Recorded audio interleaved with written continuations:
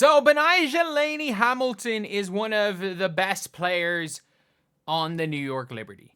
She was a starter for them in the championship run last year, and there was genuinely a question about whether or not Laney-Hamilton was going to start this year, or whether it was going to be Phoebich, or whether it was going to be Natasha Cloud for that fifth starting spot. Obviously, well, which two of those three were going to be starting for the fourth and fifth starting spots. Obviously, John Quell, Stewie, and Breanna were the three guarantees, but after that, there were three players that were really fighting it out. However, we've now got a situation where Benijah Laney-Hamilton is out for the season.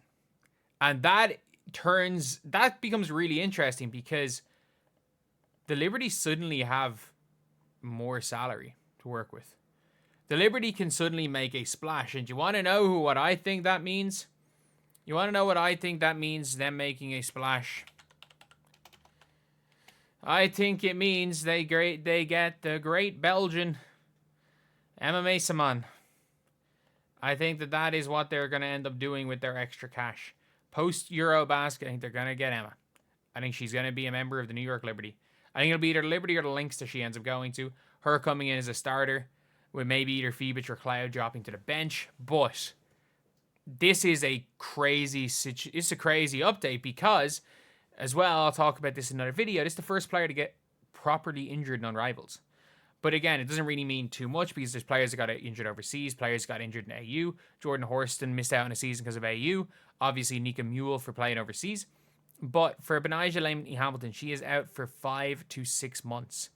Not only that, with her being out for 5 to 6 months, that is her out potentially till the playoffs, or she might be back just around about the time of the playoffs. And it would be interesting to see. I would assume she's going to be out. They still have an incredible starting five, obviously, but they don't have much of a bench, and I would assume she'd be out for the season. And it really depends. I think that they would, if they don't suspend her contract, you would assume she's coming back. And 5 months from now, there's still another 3 or 4 weeks to go in the season, if I'm not mistaken. So let's just see what their schedule is for the season. So 5 months from now, if they do try to quick fix her back this season, if you're looking at the season schedule for the Liberty,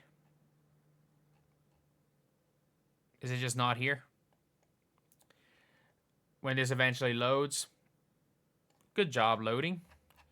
So they play on the 9th of September as their last regular season game. So she has 4 regular season games to play before the playoffs if she ends up coming back in 5 months. So it's likely that she's out for the season.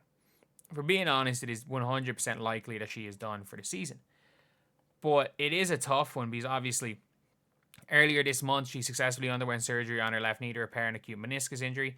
Riley J. Williams III and Ben, I'm not going to attempt to because I will mispronounce that, performed the procedure at a hospital for special surgery. Benijah has began rehab and is projected to return to basketball activity approximately 5 to 6 months. So that's going to be a really interesting one. And did this trade happen? Or did this surgery, did they know she was going to be out this long when they made the Tash Cloud trade? I would have had to assume it would be a yes. Because they're trying to go back to back, and they said apparently they didn't want to give up 7. That kind of makes sense. That kind of makes sense if that's what happened. Wishing a speedy recovery. Why are we just knowing about this? I mean, it's a weird response. Hiding it from where he found out in hours. The Watkins was out, and Laney drags for a month in silence.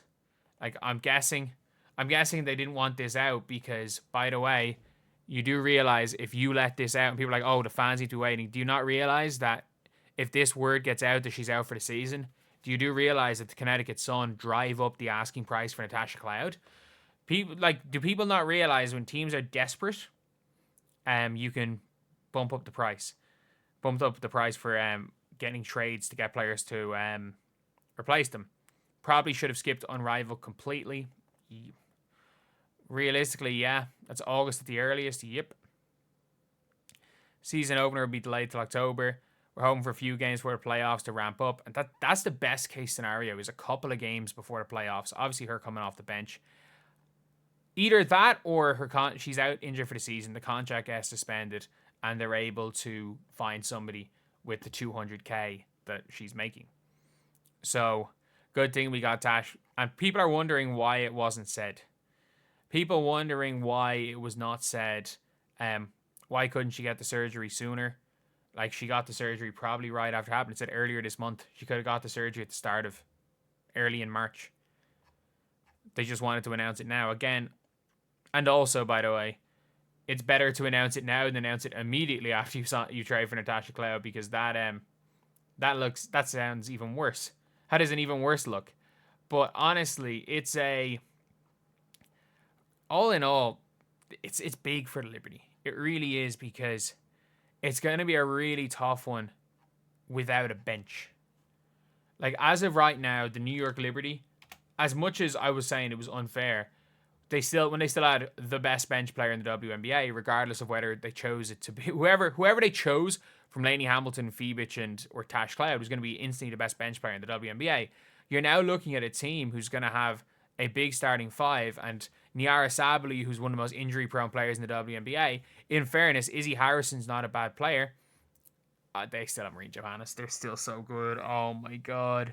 I was like, oh, they know my bench. They still have Maureen Johannes, Izzy Harrison. Like, I really think Harrison's a good bench player, not a good starter. I was overpaid at Chicago, but still a good bench player. Niara Sabally, I completely blanked. I was like, oh, they know my bench. Oh, nope, they still have Maureen Johannes. Oh, and they might have money. But, like, I don't expect any of the players they bring in to do anything. I don't expect whatever player they get in the second round to do anything. I reckon it's going to be the starting five: Johannes, Harrison, and Niara. And they're going to go 8 deep for a lot of the season. The only thing is, in the regular season, I don't think they have much depth at all. Unless, of course, Markeisha Davis really steps up. Because she is 6 foot tall. She's athletic. She can play defense. Like, maybe Markeisha Davis can do something next season. But she did absolutely nothing this year. Absolutely nothing last season. So, it will be an interesting one. Knowing a team like the Liberty, Markeisha Davis is going to turn into Laney-Hamilton reincarnated. But yeah, it's a really, really interesting scenario for what happens for the season, because does this push the Lynx as favourites, or do the Fever go in as favourites? Or is Laney-Hamilton not that big of a difference maker? I stand by this. Laney-Hamilton is enough of a biggest difference maker that I'm now going from the Liberty being favourites to the Lynx being favourites. Like, the Lynx would be my favourites. I think they got slightly better than last year. Just because it's the same team as last year. No, the Liberty got a little bit better. I still think the Lynx should have won last year, so I'm still going to go Lynx favourites. Liberty second. And then I'm going to have Fever third. But the fact that I had Liberty way out on top prior to this, because, like, again, Laney-Hamilton's an all-star. An all-star level player, at least. She's been an all-star in the last couple of years. So she's an all-star level player, has played for Team USA. So she is a top tier player. So losing out on her, the fact that Liberty are so good that losing out on an all-star level player still might have them as favourites is crazy. But yeah, I think it's going to be an interesting one to see what happens in this season with the Liberty. But I do still think this is a 3-team race between the Fever, the Liberty, and the Lynx. And right now, with this injury, I'm going to push Lynx into my favourites position. Liberty still in second, with the Fever in third. Fever might be higher once season starts, but that's my predictions. But anyway, I'll see you guys.